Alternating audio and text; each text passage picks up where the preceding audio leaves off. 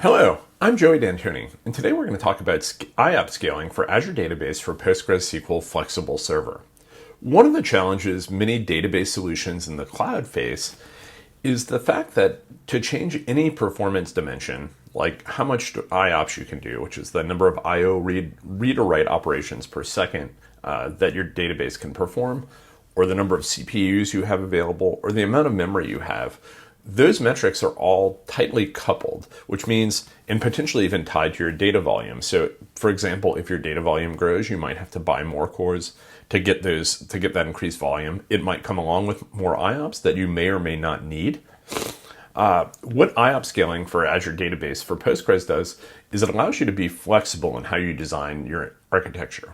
You can increase the number of IOPS for a given disk while not increasing the VM size. While those two things are correlated, so a specific VM size correlates to a specific disk size or disk IOPS metric, you can change those things independently. And we're going to look at the impact of that on performance. And this can help you manage your cost, optimize your performance to meet your requirements, and we'll see what that impact does. I'm a principal cloud architect at DesignMine. I'm also a Microsoft certified cloud solutions architect, along with a number of other certifications. I've been a Microsoft Data Platform MVP since 2013, and I'm also a VMware vExpert. I write a column at redmondmag.com called Joey on SQL Server, where we cover a lot of topics about cloud and databases.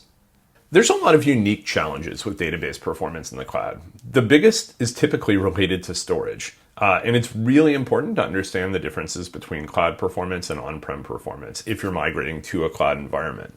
One of the most common differences that I see is that customers have very good on-prem environments. Maybe you have an all-flash storage array that's fiber channel attached, or maybe even you're using local NVMe storage that's directly attached to your host. Those have extremely low latency, extremely high levels of IOPS and storage throughput. So it's important to try to test those things. One of the common places we also see cost overruns in cloud is trying to match that performance from an on-premises environment. A lot of times you'll save money in the cloud, especially around things like storage. But if you have to chase that storage performance, you'll end up paying that money back. In general, when we talk about cloud economics, storage volume is relatively cheap and cheaper than on-prem. Storage performance, IOPS and bandwidth, that's going to cost you more money. So it's really important. As always, testing is the most important thing. You really need to have a good, valid workload test and understand what your environment looks like. In the demo, we're going to show pgbench, which is a common benchmarking tool used against Postgres. And we're going to show how changing your IOPS can impact your overall performance in your system. Finally, it's important to note that nearly, not in all cases, but in most cases, storage in the cloud is remote. And that means bandwidth, so storage, IOPS, and networking is the most important factor in your overall system performance. So keep that in mind. When we talk about the infrastructure challenges customers face into the cloud, they break down into a few categories. Performance overall, kind of like we just talked about. Typically, this is going to be based around storage while it's the next point, but also networking. If you're sending huge amounts of data back and forth between various cloud components, that might not be the most efficient way of doing things. You might want to have a caching layer in the middle. These are all kind of things to think about. I highlight security here, not that it really applies to this talk, but it is a challenge a lot of customers face in how to design their cloud security model because it is so different from an on-premises environment. And then finally, cost management. And one of the cool things I really like about this adjustable IOPS feature is that it lets us manage the cost in a more granular manner. When we talk about the dimensions of cloud performance, we talk about memory, IOPS, bandwidth, both to the network and to the storage and CPU. In a lot of scenarios and a lot of cloud services, we can only adjust these things by adjusting all of these things. I know of one cloud database service where, if you go beyond 8 terabytes of data, you have to dramatically increase the number of cores that you have available and the memory you have available just to get that data volume. This means your cost, goes up in a linear curve, like a hockey stick. With Postgres adjustable IOPS, we can adjust the size of our VM independently of the size of our disk and the performance level of our disk. This lets us manage those costs very carefully and very granularly. And this is a really Important benefit that you might not understand if you haven't worked with cloud solutions plenty, but let me tell you, it's a really key aspect, and I really appreciate Microsoft for doing this.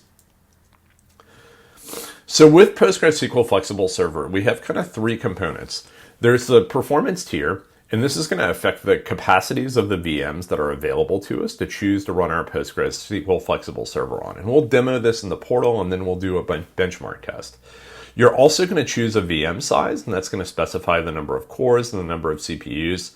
One thing you don't have to worry about with Postgres, because it is open source, increase in cores doesn't have that dramatic licensing cost increase like you might see with some other databases.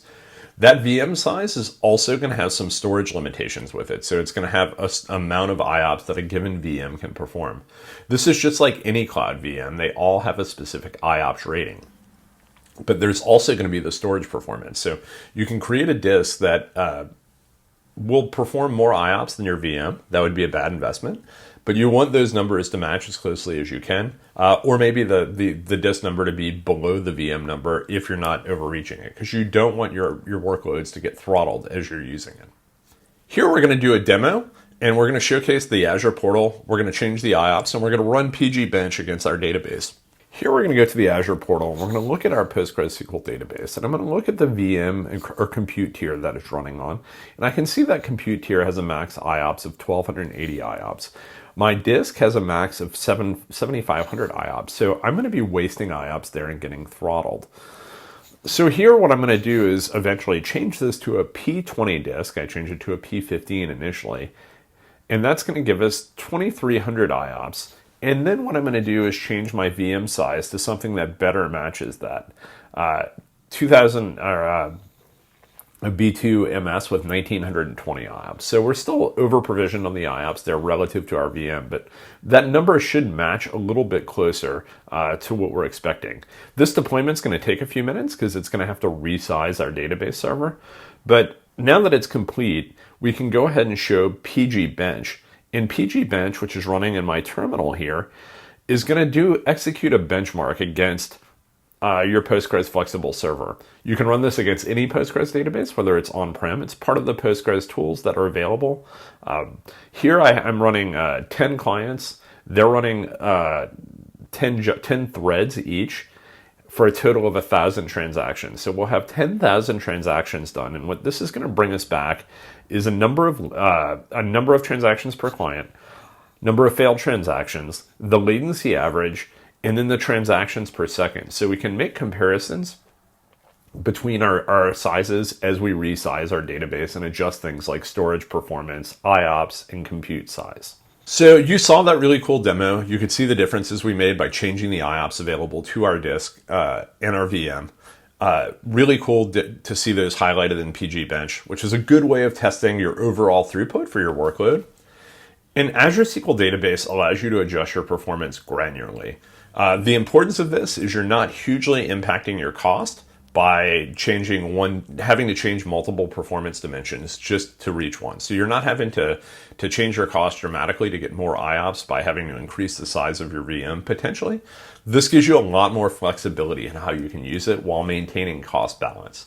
There is one caveat to this. You can only change the IOPS or the disk size available to your database every 12 hours. So you want to use this carefully. I can even envision scenarios where, depending on workload, to manage cost, you automate that and change it maybe every, if you're not busy on the weekends, you might change your performance metric that way.